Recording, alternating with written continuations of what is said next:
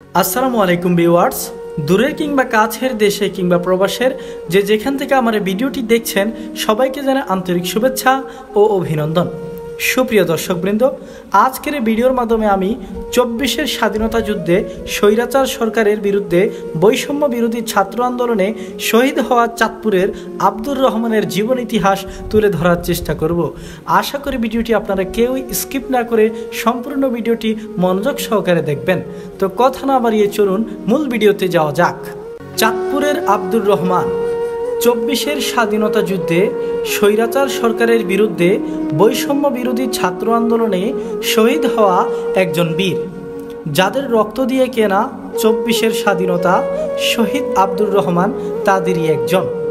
চাঁদপুর জেলার মতলব দক্ষিণ উপজেলার মধ্য পিংরা গ্রামের গাজীবাড়ি প্রবাসী আব্দুল মালেক গাজীর বড় ছেলে শহীদ আব্দুর রহমান।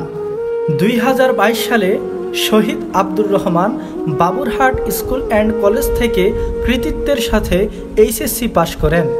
ভর্তি হন নারায়ণগঞ্জ সরকারি তুলারাম কলেজে। সেখানে বিবিএ সেকেন্ড ইয়ারে অধ্যয়নরত ছিলেন আব্দুর রহমান। তার বাবা একজন প্রবাসী। বিগত ৩০ বছর ধরে প্রবাসী আছেন তিনি। সে ছিল তার বাবার বড় ছেলে।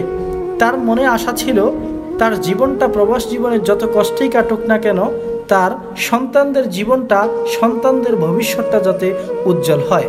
কিন্তু আফসোস, তার বাবার সেই স্বপ্নই রয়ে গেল।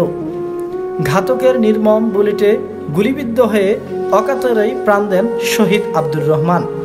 ৫ই আগস্ট স্বৈরাচারী শেখ হাসিনা ভারতে পালিয়ে যাওয়ার ঠিক আগ মুহূর্তে সকাল ১১টা ৩০ মিনিটে ঢাকার যাত্রাবাড়ি এলাকায় ঘাতকের নির্মম গুলিতে গুলিবিদ্ধ হয়ে শাহাদাত বরণ করেন আব্দুর রহমান। স্থানীয়রা তার নিথর দেহ ঢাকা মেডিকেল কলেজ হাসপাতালে নিয়ে গেলে কর্তব্যরত চিকিৎসক তাকে মৃত ঘোষণা করেন। সকাল থেকে সন্ধ্যা অবধি আব্দুর রহমানের নিথর দেহ পড়ে থাকে ঢাকা মেডিকেল কলেজের মর্গে। পরবর্তীতে ঘটনা জানাজানি হবার পর তার বোন ঢাকা মেডিকেল কলেজ হাসপাতালে এসে তার লাশ শনাক্ত করেন। ২৪-এর স্বাধীনতা যুদ্ধে নিজের বুকের তাজা রক্ত বিলিয়ে দিয়ে দেশকে স্বাধীন করেন আব্দুর রহমান। তাই সে থেকে চাঁদপুরের বাবুরহাট টু মতলব রোডের পেন্নাই সড়কের শহীদ আব্দুর রহমান নামেই আখ্যায়িত করা হয়। চাঁদপুর টু মতলব রোডকে তাই শহীদ আব্দুর রহমান চত্বর বলা হয়। সুপ্রিয় দর্শকবৃন্দ, অত্যন্ত আফসোসের বিষয়, তার বাবার আকামার মেয়াদ শেষ হওয়ার কারণে শেষবারের মতো নিজের সন্তানের লাশটুকু পর্যন্ত দেখতে পারেননি। তাকে হারিয়ে যাওয়ার পর তার পরিবার শোকে নিমজ্জিত। তার মা যেন পাগলপাড়া। কিছুতেই সন্তানের এই আকস্মিক মৃত্যু তিনি মেনে নিতে পারছেন না। তাই দর্শক, আমরা ২৪-এর স্বাধীনতা যুদ্ধে আব্দুর রহমানের মতো যারা শহীদ হয়েছেন তাদের আত্মার মাগফিরাত কামনা করব। কখনোই ভুলব না তাদের এই আত্মত্যাগ। তাদের প্রতি রইল অন্তরস্থল থেকে গভীর শ্রদ্ধা। সুপ্রিয় দর্শকবৃন্দ, দেখতে দেখতে চলে আসলাম ভিডিওটির একেবারে শেষ পর্যায়ে। হ্যাঁ দর্শক, আমার আজকের ভিডিওটি এ পর্যন্তই।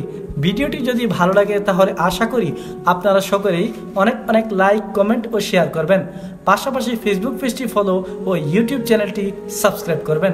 তো দেখা হবে নতুন কোনো ভিডিওতে, নতুন কোনো ইস্যু নিয়ে। সে পর্যন্ত ভালো থাকবেন, সুস্থ থাকবেন, এই প্রত্যাশা নিয়ে এখান থেকে বিদায় নিচ্ছি।